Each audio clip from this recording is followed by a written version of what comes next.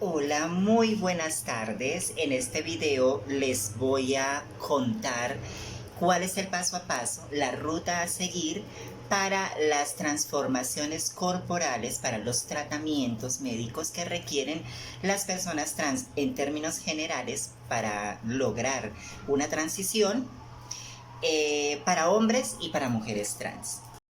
Comencemos por una ruta general para los hombres trans.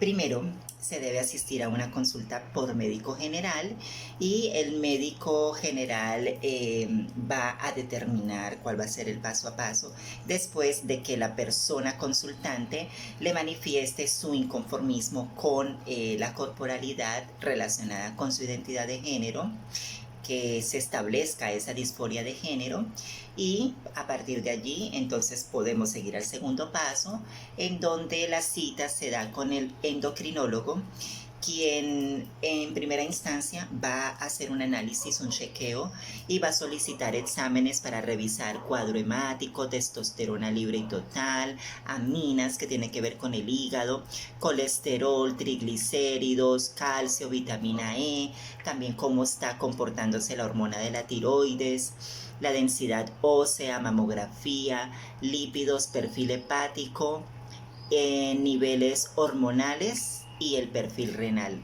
Todo esto es importante para poder garantizar la salud del paciente a partir de un tratamiento hormonal. Entonces viene como tercer paso una segunda cita con el endocrinólogo, quien va a revisar los resultados de los exámenes que ordenó. Entonces, aquí el paciente, pues por supuesto que va a ir por pasos, puede tener dos opciones a elegir. Primero, una cita con el urólogo, quien va a establecer por medio de exámenes y va a revisar los que ya tiene, cómo se encuentra el sistema renal. Entonces, se determina el tema de la reasignación sexual, pero también si no es al urólogo a donde quiere ir primero, entonces puede solicitar una cita para el proceso de modificación corporal que corresponde a la mastectomía. Sería una cita con anestesiología y cirugía plástica. Ellos van a hacer primero que todo una valoración, van a revisar todo lo que es la historia clínica, la medicación que se está tomando, cómo ha evolucionado respecto a ello. Se revisan todos los exámenes. Y posterior a eso, entonces se hace una nueva consulta en donde ya se va a determinar los procedimientos que se van a realizar, que puede ser extracción de mamas, liposucción y masculinización del tórax. Sea cualquiera de las opciones que primero quiera tomar el paciente, mastectomía o reasignación sexual, posteriormente debe ir a una cita con psiquiatría. El responsable, a fin de cuentas, de hacer como una aprobación final de que el paciente está en condiciones mentales adecuadas para poder hacer estos procedimientos, que no está bajo presión, que lo hace por su autonomía, por su bienestar, que no hay ningún condicionamiento de salud que le impida acceder a estos servicios. Posterior a ello, pues se hace una junta médica, se aprueban todas las solicitudes y de acuerdo al estado de salud del paciente se hace una programación para realizar los procedimientos. La cartilla propone para las mujeres trans la siguiente ruta. El primer paso es ir a consulta por médico general, en el que, al igual que los hombres trans, esta cita es para explicar el inconformismo corporal relacionado con la identidad de género, es decir, la disforia de género sentida por el paciente. En el segundo paso es una cita con el médico internista. Este médico emite unas órdenes para psicología y para endocrinología.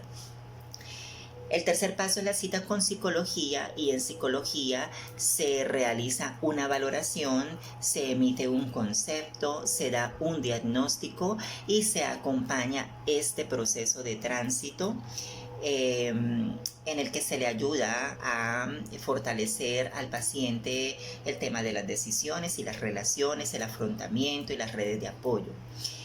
En el cuarto paso, cita con psiquiatría. Psiquiatría también hace una valoración, puede ser una, pueden ser unos ciclos de valoración, se aplica el test de personalidad, se emite un diagnóstico, digamos más bien que se confirma como el diagnóstico dado en psicología.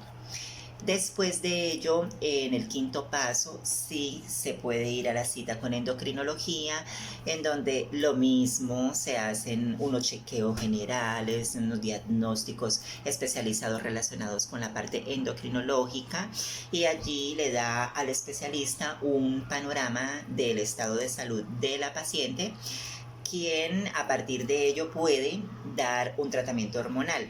Por supuesto que siga perpetuando la salud y el bienestar.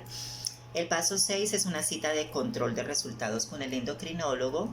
Por supuesto, con base en ello es que se hace el tratamiento hormonal o se determina.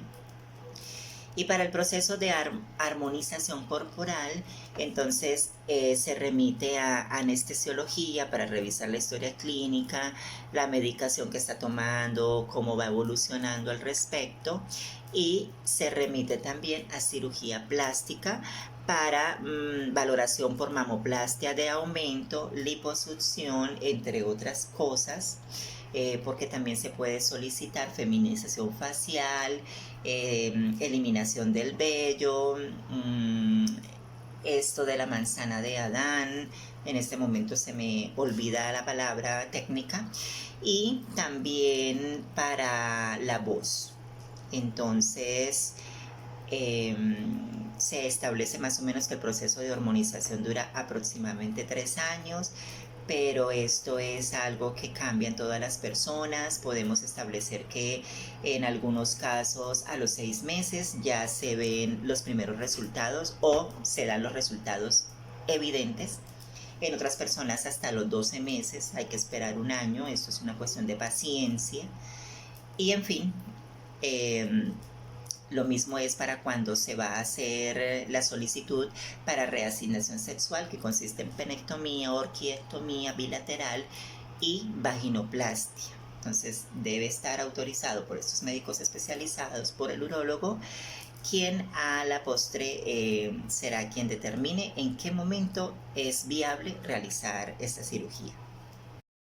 De un modo más específico, para la cirugía de reasignación sexual en el caso de los hombres trans, se debe tener en cuenta que primero se debe acudir a una cita con ginecología, quien solicita también unos exámenes, revisa la historia clínica con los exámenes que ya están, se realiza una citología y una ecografía pélvica.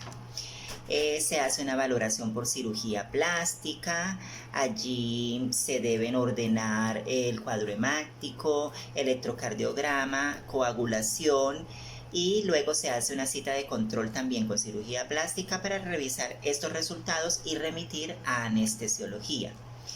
Posteriormente a eso, cuando todo está en orden, entonces se programa la intervención quirúrgica y se realiza la histerectomía total.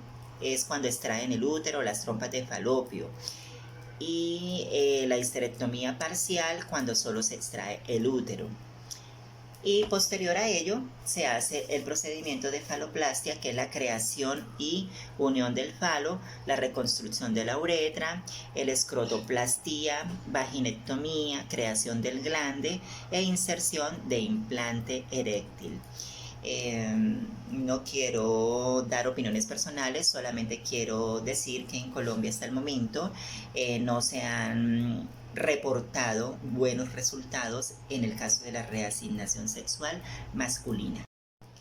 Para el caso específico de la reasignación sexual de las mujeres trans, entonces se debe tener cita con psiquiatría ya, en donde se manifiesta esa intención de armonización corporal, se confirma el diagnóstico que justifique la intervención y se remite a cirugía plástica. Cirugía plástica, entonces revisa los exámenes de mamografía, cuadro hemático, coagulación, hemograma, hemoglobina, eritrocitos, leucograma, entre otros, que se deben revisar para una cirugía.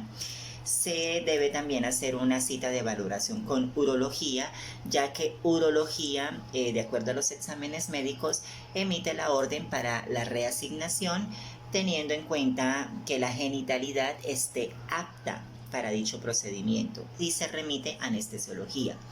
En la consulta de control con anestesiología, entonces se revisa toda la historia clínica, las medicaciones preoperatorias y se dan las recomendaciones pertinentes para preparar para la cirugía. Y para la cita de cirugía de reasignación, entonces se hace la valoración para los procedimientos de orquidectomía, penectomía parcial o total, reconstrucción de labios y vaginoplastia. De esta cirugía de reasignación sexual sí se han reportado casos exitosos en donde las mujeres trans se sienten bastante favorecidas una vez operadas, ya que no solamente, como de pronto algunas personas en general piensan, es la construcción de una apariencia, sino que es una vagina funcional que le permite sentir placer a la hora de tener relaciones sexuales. Quiero aclarar que todos los casos no son iguales, que estas rutas nos muestran un panorama general que nos permite orientarnos en qué hacer primero, a dónde acudir y cómo proceder en términos de ruta, pero cada uno de manera particular se le pueden presentar situaciones adversas o situaciones que debe atender de manera prioritaria antes de continuar con la ruta. Como por ejemplo, en mi caso particular, una vez que fui a la cita con endocrinólogo, los exámenes mostraron que yo tenía un diagnóstico de hipotiroidismo. Esto quería decir que hasta que no nivelara la tiroides, yo no podía tomar ningún tratamiento hormonal. Era un riesgo de salud.